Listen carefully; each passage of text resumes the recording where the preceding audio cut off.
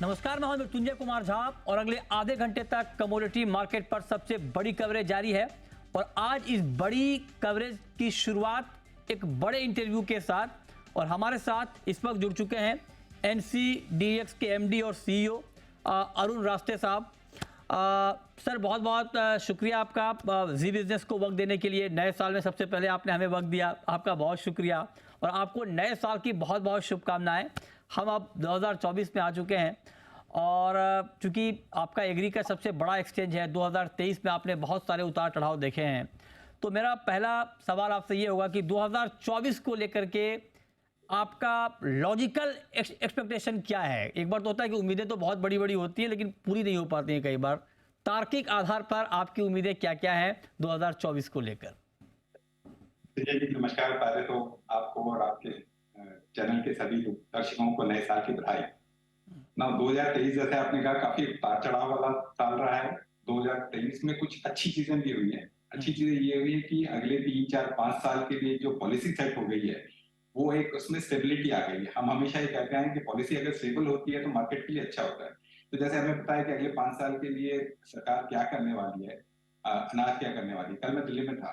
कल home minister ने एक तूर दाल मतलब दाल प्रोक्योरमेंट के लिए अनाउंसमेंट किया कि हमारी एक सब्सिडरी है वो कर रही है नाफेड के साथ।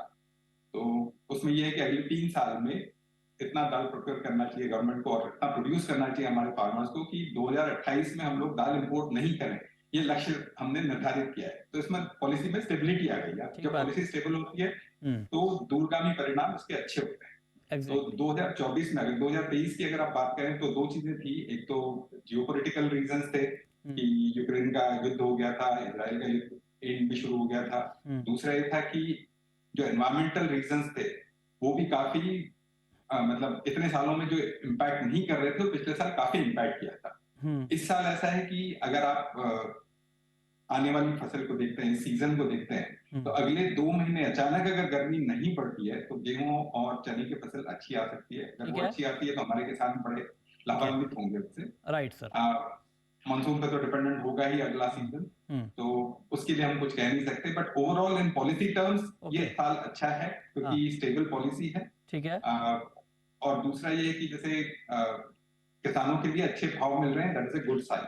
तो हमारी दृष्टि से 2024-23 की कंपैरेटिव में ज्यादा अच्छा रहेगा। उम्मीद है, जैसे आपने कहा उम्मीद तो बहुत है बट ठीक बात है। आप कह रहे हैं कि आधार पर 24-23 से अच्छा होगा। ओके, 2024 का साल आप कह रहे हैं कि 2023 के मुकाबले अच्छा रहेगा और आप कह रहे हैं कि पॉलिसी के फ्रंट पे एक स्थिरता देखने को मिल रही है। ये आप कह रहे हैं कि बहुत पॉजिटिव साइन है। अब मेरा दूसरा सवाल ये होगा कि 2024 में जब आप ये भरोसा दे रहे हैं कि 23 के मुकाबले 24 का साल अच्छा रहेगा, तो इस भरोसे के साथ अगर मैं आपसे ये पूछूं कि 2024 में एग्री में हमें कौन कौन से नए प्रोजेक्ट दिख सकते हैं तो आप क्या कहेंगे? देखिए,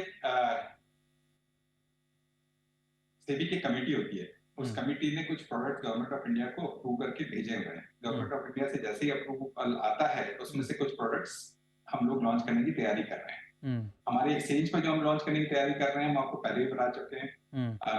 उस पर हमारी तैयारी चल रही है। येलो पीस पर भी हमारे चीफ बिजनेस ऑफिसर आपको बताए थे, उन्होंने कहा था येलो पीस की हम लोग तैयारी कर रहे हैं।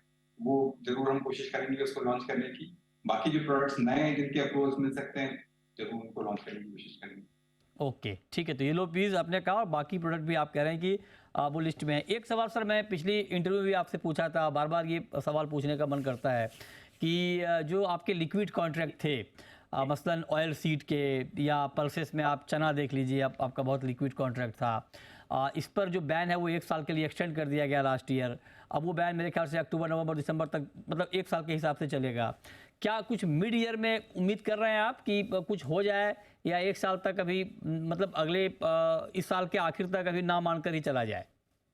आपने मुझे मतलब जो आपने शुरुआत की थी कि तार्किक आधार पर बोल दो, उम्मीद मत रखो। तो तार्किक आधार पर तो यह है कि हम 1 साल तक मान के चल रहे कि नहीं आएंगे। उम्मीद तो दुनिया टिकी है सर। ठीक बात है। अच्छा, अब एक सवाल सर मेरा आपसे ये होगा, चूंकि एग्री मार्केट की मैं लगातार एग्री के जो पार्टिसिपेंट्स हैं, जो ट्रेडर हैं, उनसे इंटरेक्ट करता हूँ, फार्मर से। उनका ये कहना है कि अभी जो एक्सचेंज पर ट्रेडिंग हो रही है उसमें ट्रांसपेरेंसी की कमी दिख रही है। मैं शुरुआत आपसे जीरे से करता हूँ। जीरे को लेकर बहुत सारे लोगों का ये आरोप है कि इतनी बड़ी तेज़ी आ गई, फिर इतनी बड़ी मंदी आ गई, तो वो बहुत सारे लोग कह रहे हैं कि ये फंडामेंटल के अगेंस्ट मार्केट का बिहेवियर है, जिससे छोटे ट्रेडर मार्केट से दूर हो रहे हैं, वॉल्यूम कम हो रहा है, और किसानों ने जो 60,000 55,000 का भाव देखकर सोइंग की थी, जीरे की जो अच्छी बुआई की है, वो किसान अपने आप को ठगा महसूस कर रहे हैं, भाव नीचे आ गया। इस पर क्या कहेंगे आप? चलिए, बहुत अच्छा हुआ आपने पूछ लिया, और मैं आपके माध्यम से लोगों को बताना चाहता हूँ कि कुछ चंद तत्व हैं जो गुमराह कर रहे हैं लोगों को। पहली चीज, जब 30,000 से 60,000 हुआ था, तो वो भी एक मतलब लोगों की तरफ से काफी उस पर टिप्पणियां हुई थी कि कंज्यूमर पॉइंट ऑफ व्यू से वो बहुत गलत था। आज की तारीख में 60 से वापस 30 हो गया, तो कंज्यूमर पॉइंट ऑफ व्यू से अच्छा हो गया, फार्मर के हिसाब से बुरा हुआ है। तो डिमांड सप्लाई की बात है। दूसरी, जब मार्केट का अप एंड डाउन जब प्राइसेस का होता है, उसमें एक्सचेंज का कोई रोल नहीं होता। एक्सचेंज का रोल होता है कि उसको रेगुलेट करना, ये देखना कि किस तरह से ऊपर से नीचे जा रहा है, नीचे से ऊपर जा रहा है। अगर किसी ने 60,000 पे खरीदा है और वो सोचता है कि 80,000 जाएगा और ये 30,000 पे आ गया, तो ये तो उसका जो डिसीजन है वो गलत हुआ। ठीक बात है, हाँ। एक्सचेंज का कोई रोल नहीं है। राइट, और राइट। 60,000 से 30,000 जो हुआ है वो 1.5 महीने के पीरियड में हुआ है। हाँ। 30,000 से 60,000 हुआ था, वो भी 1.5 महीने के पीरियड में हुआ था। अगर किसी को एग्जिट करना है तो एग्जिट आराम से मिलता है। दूसरा, आपने कहा कि छोटे व्यापारी, हम तो चाहते हैं कि छोटे व्यापारी एक्सचेंज पर आए, क्योंकि वो अपने आप को हेज कर सकते हैं ऐसी परिस्थितियों में। ये मार्केट इसलिए बनाई कि ये रिस्क मैकेनिज्म है। Future market is providing a risk mechanism, तो आपको हेज करने की अपॉर्चुनिटी दे रहा है कि ऐसी परिस्थितियां होती है। तो जैसे आज की तारीख में मार्च का और अप्रैल का कॉन्ट्रैक्ट हमारा लॉन्च हो चुका है, वो प्राइस इंडिकेशन दे रहा है कि मार्केट में क्या होने वाला है। दूसरी, आप परिस्थितियां देखिए।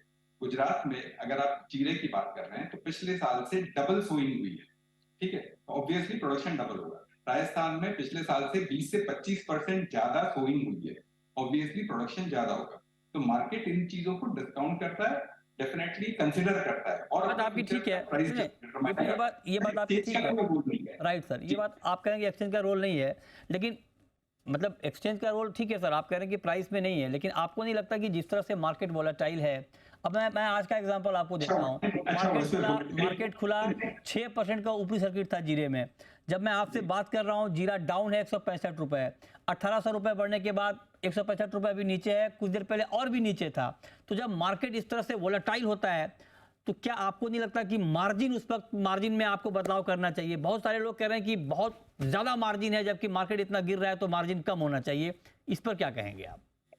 देखिए, मार्जिन किसके लिए बनाया कि ऐसी जब अनसेटल्ड पोजीशन होती है तो लोगों को बचाने के लिए मार्जिन लगते हैं। कि आज की तारीख में अगर 30% या 35% मार्जिन लगे हुए हैं, वो इसलिए लगे हुए हैं कि अचानक अगर ये उतार चढ़ाव आते हैं, सपोज 50 रुपए से सीधा 25 पे आ गया, तो अगर 50% या 100% कम हो जाएगा, तो मार्केट की एक साइड तो पूरी तरह पड़ जाएगी। उनको बचाने के लिए मार्जिन इस तरह से लगे हुए हैं कि 6% से ज्यादा अगर सर्किट लगते हैं या मार्जिन लगते हैं, तो ट्रेड को बचाया जा सके, इस मैकेनिज्म को बचाया जा सके, लोगों को एक तरफा नुकसान या प्रॉफिट नहीं हो, और मार्केट रेगुलेटेड रहे, इसलिए मार्जिन लगाए जा सकते हैं। मार्केट तो मतलब ये एक्सचेंज रोज की बेसिस पे मार्जिन नहीं लगाता है। This is the mechanical. नहीं, रोज नहीं सर, ये मैकेनिकल नहीं, मैं रोज की बात नहीं कर रहा हूँ सर, लेकिन मैं आपसे जानना चाहूँ कि आप मार्केट को बहुत डीपली समझते हैं। मैं आपसे जानना चाहता हूँ, क्या आपको नहीं लगता कि अगर 65,000 का जीरा 30,000 पर आ गया है, घट घट के रोज 6% का लोअर सर्किट लग रहा था, ये जब तेजी वाली बात थी तब भी मैं पूछ रहा हूँ, ऊपर या नीचे कुछ भी,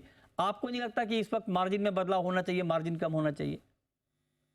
नहीं, देखिए, जो मार्जिन होता है ना, तो वो एक ही तरह का मार्जिन नहीं होता, उसमें 3 या 4 डिफरेंट मार्जिन अलग अलग तरह के होते हैं। उसमें एक्सचेंज का एक मार्जिन होगा, वोलेटिलिटी बेस्ड मार्जिन होगा, और जितना मार्जिन की आप बात कर रहे हैं, पूरा वोलेटिलिटी की बात कर रहे हैं। जैसे आपने अभी कहा कि 4% ऊपर गया, अभी नेगेटिव आ गया, तो मार्केट में वोलेटिलिटी है, वोलेटिलिटी को मार्जिन के थ्रू कंट्रोल किया जा रहा है। तो ये मार्जिन तो ऑटोमेटेड है, एक फॉर्मूला बेस्ड है, इसमें एक्सचेंज का कोई रोल नहीं है, सेबी का कोई रोल नहीं है। एक फॉर्मूला बेस्ड है जिसके ऊपर रिस्क कैलकुलेट होती है, और उस रिस्क के बेसिस पे मार्जिन ऊपर या नीचे जा रहा है। इसमें किसी ह्यूमन बीइंग का या किसी मतलब एक्सचेंज के या सेबी के अधिकारी का कोई इसमें रोल नहीं होता है। ये मैं मार्केट को और छोटे पार्टिसिपेंट्स को आपको ये समझाना चाह रहा हूँ कि ये वोलेटिलिटी बेस्ड मार्जिन है, हाँ। इसमें किसी भी इंडिविजुअल का कोई नहीं नहीं, ये अच्छी बात भूमिका आपने नहीं है। बताई सर। मतलब मेरा आपसे सवाल पूछने का मकसद यही है, क्योंकि नहीं तो एक तरफा बात जाती है, लोग आकर कंप्लेन करते हैं, और इसीलिए हमने कहा कि भाई आप लोग जो सवाल पूछ रहे हैं मैं ये एमडी साहब से पूछूंगा, ताकि आपका ट्रस्ट बना रहे एक्सचेंज के ऊपर, क्योंकि हम सबका मकसद ये है कि एग्री का एक्सचेंज ग्रो करे, और ये ग्रो करेगा तभी फार्मर का फायदा होगा, तभी एग्री बिजनेस का फायदा होगा। जब आप ये कह रहे हैं कि वोलेटिलिटी मार्जिन ऑलरेडी है, वो इंप्लीमेंट होता है, तो लेकिन फिर क्या आपको ये लगता है कि जो ये मार्जिन है, वोलेटिलिटी मार्जिन, क्या उसमें उसके फॉर्मूले में बदलाव की जरूरत है, क्योंकि वो काम तो कर नहीं पा रहा है ठीक से ग्राउंड पे?